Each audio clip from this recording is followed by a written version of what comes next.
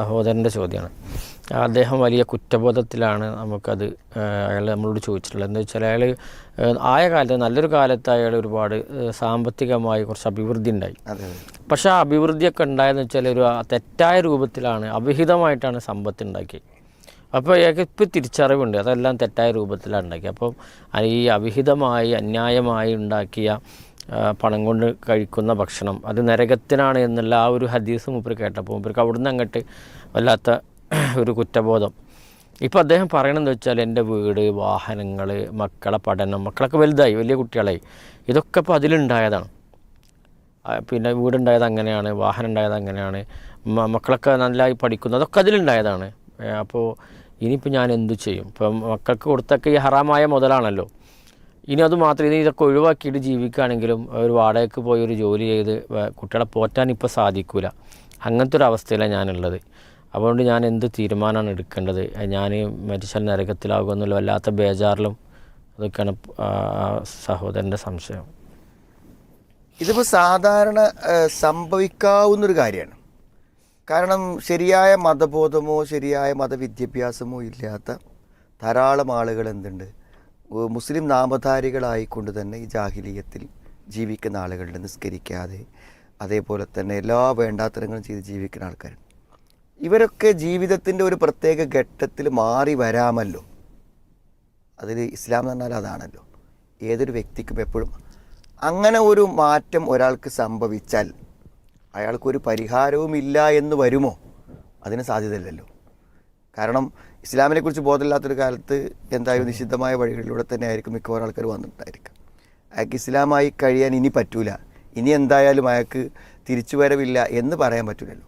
അപ്പോൾ അതുകൊണ്ട് തീർച്ചയായും അയാൾക്ക് ബോധ്യപ്പെട്ടതിന് ശേഷം അയാൾ എന്താണ് അതിലേക്ക് പോയിട്ടില്ലെങ്കിൽ സ്വാഭാവികമായും അയാൾക്ക് തൗബക്കും പശ്ചാത്താപത്തിനൊക്കെ അവകാശമുണ്ട്. പിന്നെ ഈ സാമ്പത്തിക കാര്യങ്ങളാകുമ്പോൾ അത് കേവലം ഒരു പശ്ചാത്താപം കൊണ്ടോ ഒരു ഇസ്തിഗ്ഫാർ കൊണ്ടോ മാത്രം പരിഹരിച്ചു പോകില്ലെന്നാണ് പൊതുവേ പണ്ഡിതന്മാർ പറയുന്നു, നമുക്ക് ഹദീസുകളിൽ നിന്ന് മനസ്സിലാവുന്നത്. അപ്പോൾ നമ്മൾ പറയാൻ കാര്യം, ഇയാൾ ഈ സമ്പാദിച്ചത് വേറെ ഏതെങ്കിലും വ്യക്തികളെ പറ്റിച്ചെടുത്തതാണെങ്കിൽ, ആ വ്യക്തികൾ ജീവിച്ചിരിക്കുന്നുണ്ടെങ്കിൽ ആ വ്യക്തികൾക്ക് എന്തെങ്കിലും കോമ്പൻസേഷൻ കൊടുത്തിട്ട് എന്ത് ചെയ്യണം, അത് സെറ്റിൽ ചെയ്യണം. ഒരു വ്യക്തിയിൽ നിന്ന് അവിടെ സ്ഥാപനത്തിൽ അയാൾ വർക്ക് ചെയ്തു, അവിടെ നിന്ന് ഏകദേശം ഒരു ദിവസം ഒരു 100 റിയാൽ വെച്ച് അല്ലെങ്കിൽ ഒരു 10 റിയാൽ വെച്ച് എടുക്കുന്നുണ്ട് വിചാരിക്കും. അപ്പോൾ എത്ര കാലം അവിടെ വർക്ക് ചെയ്തിട്ടുണ്ട്, അത് കൂട്ടുമ്പോൾ അതിൻ്റെ ഏകദേശം ഒരു തുക കിട്ടും. അപ്പോൾ ഞാൻ അങ്ങനെ നിൽക്കുന്ന സമയത്തിൻ്റെ അടുത്ത് ഇങ്ങനെ സംഭവിച്ചു പോയിട്ടുണ്ട്, അതുകൊണ്ട് എന്ത് ചെയ്യാണ്, എന്നെ സംബന്ധിച്ചിടത്തോളം അത് ഹലാലല്ലല്ലോ, അപ്പോൾ ഞാനത് നിങ്ങൾക്ക് തിരിച്ചു തരാൻ ഉദ്ദേശിക്കുന്നു. അപ്പോൾ അയാൾ തിരിച്ച് തരണ്ടെന്ന് പറഞ്ഞാൽ പൊരുത്തപ്പെട്ടു, കൊടുക്കാൻ പറ്റുണ്ടെങ്കിൽ കൊടുക്കുകയും ചെയ്യാം. അല്ലെങ്കിൽ ഞാനത് എന്ത് ചെയ്യും, എൻ്റെ സമ്പത്ത് വിറ്റിട്ടൊക്കെ എനിക്ക് തരാൻ വേണ്ടി തരും. എന്തൊരു സെറ്റിൽമെൻറ്റ് ഉണ്ടാക്കുന്നതോട് കൂടെ അത് പരിഹരിച്ചു. പക്ഷെ മിക്കവാറും എന്താ വെച്ചാൽ കുറേ കാലം പിന്നിടുമ്പോൾ നമ്മൾ കൊടുക്കേണ്ട ആളുകളെയൊന്നും നമുക്ക് എന്ത് ചെയ്യാൻ പറ്റില്ല, കണ്ടെത്താൻ കഴിയില്ല. ഇപ്പോൾ നമ്മളൊരു കച്ചവട സ്ഥാപനം നടത്തി, അവിടെ വരുന്നവരൊക്കെ നമ്മൾ പറ്റിച്ചു എന്ന് വിചാരിക്കുക, ഈ കസ്റ്റമേഴ്സിന് മുഴുവൻ നമുക്ക് കണ്ടെത്താൻ പറ്റും. അപ്പോൾ അങ്ങനെ വരുമ്പോൾ എന്ത് ചെയ്യാണ്, ഏകദേശം അങ്ങനെ നമ്മുടെ കയ്യിൽ വന്ന തുക കണക്ക് കൂട്ടിയിട്ട് നമുക്ക് എന്ത് ചെയ്യാൻ പറ്റും, ആ തുക മാത്രം എന്ത് ചെയ്യാം, സദക്ക കൊടുത്തിട്ടോ നമ്മുടെ എന്ത് ചെയ്യാം, മറ്റുള്ളവർക്ക് നൽകിയിട്ടോ ഏതെങ്കിലും സ്ഥാപനങ്ങൾക്കോ നല്ല കാര്യങ്ങൾക്കോ കൊടുത്തിട്ട് അത് നമ്മൾ ഇതിനെ ഒഴിവാക്കുക. അങ്ങനെ ചെയ്യാൻ സാധിക്കുമെങ്കിൽ അങ്ങനെ. ഇനിയിപ്പോൾ ഈ വഴികളൊന്നും അസാധ്യമായ ഒരവസ്ഥയാണെങ്കിലോ ഫത്തഖുല്ലാഹ മസ്തതഅതു, അള്ളാഹുവിനെ കഴിയുന്ന പോലെ സൂക്ഷിക്കുക. ലാ യുകല്ലിഫുല്ലാഹു നഫ്സൻ ഇല്ലാ വസ്അഹാ, നമുക്ക് കഴിയാത്ത ഒന്നും അള്ളാഹു കൽപ്പിക്കൂല. അപ്പോൾ കഴിയുമെങ്കിൽ എന്ത് ചെയ്യാം, അത് ആരിൽ നിന്നാണോ വാങ്ങിയത് അവർക്ക് തിരിച്ചു കൊടുക്കാം. അല്ല, കണക്ക് നമ്മളെടുത്തുണ്ട് പക്ഷേ തിരിച്ചു കൊടുക്കാനുള്ള വ്യക്തികളില്ല, അപ്പോൾ നമ്മൾ സ്വതക്കയായിട്ട് ചിലവാക്കാം. ഈ 2 വഴിയും നമുക്കില്ലെങ്കിൽ എന്ത് ചെയ്യാന്ന് വിചാരിച്ചാൽ നമ്മൾ അള്ളാഹുവോട് ആത്മാർത്ഥമായി പശ്ചാത്തപിച്ച് മടങ്ങുക. കാരണം വേറൊരു വഴി നമ്മുടെ മുന്നിലില്ലല്ലോ. വെറുതെ ഞാൻ നരകത്തിലാകും, എൻ്റെതാകെ പഴച്ചു പോയി എന്ന് അസ്വസ്ഥമായി വിചാരിച്ച് ജീവിക്കുന്നതിൽ ഒരർത്ഥവും ഇല്ല. പ്രതീക്ഷ വെച്ച് ജീവിക്കുക. അള്ളാഹു ഏത് കാര്യങ്ങളും പുറത്തു തരും എന്നുള്ള പ്രതീക്ഷയോടുകൂടെ മുന്നോട്ട് പോവുക. ഇത്രയാണ് അപ്പോൾ അദ്ദേഹത്തിന് ചെയ്യാൻ പറ്റാമെന്ന് എനിക്ക് തോന്നുന്നത്. ഇതിലിപ്പോൾ മൊലി പറഞ്ഞില്ല മറുപടിയിൽ, ഇപ്പോൾ ആ പിന്നെ ഹറാമായ മുതൽ നമ്മൾ നല്ല കാര്യങ്ങൾക്ക് കൊടുക്കാൻ പറ്റുമോ? അല്ല, അതങ്ങനെയല്ല. നമ്മൾ നല്ല കാര്യങ്ങൾ കൊടുക്കുക പറഞ്ഞാൽ നമ്മുടെ സമ്പത്ത് നിന്ന് അത് നമ്മൾ ഒഴിവാക്കണം. നമുക്ക് മാത്രമാണ് അത് ഹറാം. വേറൊരു വ്യക്തിക്ക് കിട്ടുമ്പോൾ അതെന്തല്ല, നിഷിദ്ധല്ല. മനസ്സിലായി? വേറെ വ്യക്തിക്ക് കിട്ടുമ്പോൾ നിഷിദ്ധല്ല.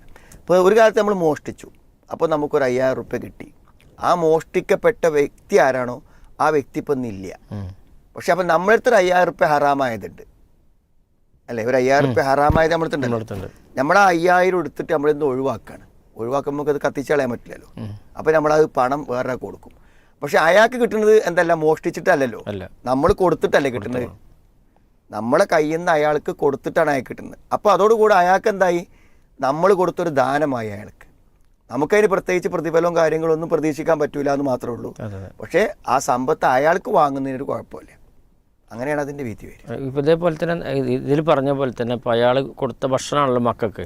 അപ്പോൾ ഈ മക്കളും അത് ഹറാമായത് കഴിച്ചുകൊണ്ട് അത് അവരും അങ്ങനെ നരകത്തിൻ്റെ അല്ല, നമുക്കത് പറയാൻ പറ്റില്ലല്ലോ. അത് ഇദ്ദേഹത്തിന് മക്കളെ സംബന്ധിച്ചിടത്തോളം ഭക്ഷണം കിട്ടുന്നത് എങ്ങനെയാണ്? ഇയാൾ വഴിയാണ്. വാപ്പ തരുന്ന ഭക്ഷണമല്ലേ. നമ്മുടെ വാപ്പ നമുക്ക് ഫുഡ് നമുക്ക് കഴിക്കാമല്ലോ. അതെ. അവരെ സംബന്ധിച്ചിടത്തോളം അത്രേ പ്രശ്നമുള്ളൂ. പക്ഷെ നമ്മളാണ് ശ്രദ്ധിക്കേണ്ടത്, ഹറാമായ സ്വത്ത് കൊണ്ട് നമ്മുടെ മക്കൾക്ക് ഭക്ഷണം കൊടുക്കാതിരിക്കണം എന്ന് നമ്മളാണ് ശ്രദ്ധിക്കേണ്ടത്. മനസ്സിലായി? നമ്മളിപ്പോൾ ഒരു വീട്ടിൽ ചെന്നു, അവർ ഗ്ലാസ് വെള്ളം നമുക്ക് തന്നു, അവരുടെ വീട്ടിൽ മുഴുവൻ പരീക്ഷയുടെ സ്വത്തും കട്ടുകൊണ്ടൊന്നാണെന്ന് നമ്മൾ നോക്കേണ്ട ആവശ്യമില്ല. നമ്മൾ ഗ്ലാസ് വെള്ളം കുടിക്കണു, നമ്മളെന്താണ് ഒരു ഗസ്റ്റ് എന്നുള്ള നിലയ്ക്ക് നമുക്ക് തന്നൊരു ഗ്ലാസ് വെള്ളമാണ്, അത് നമുക്ക് ഹലാലാണ്. അവരെ സംബന്ധിച്ചിടത്തോളം ഹലാലായത് നമുക്ക് തരാൻ പറ്റുള്ളൂ എന്നുള്ള സൂക്ഷ്മത അവർക്കാണ് വേണ്ടത്. ഓക്കെ. അപ്പോൾ അദ്ദേഹം ഇങ്ങനെ ചോദിച്ചിരുന്നു, അതുകൊണ്ടാണ് ഞാൻ അത്രയും ചോദിക്കുക.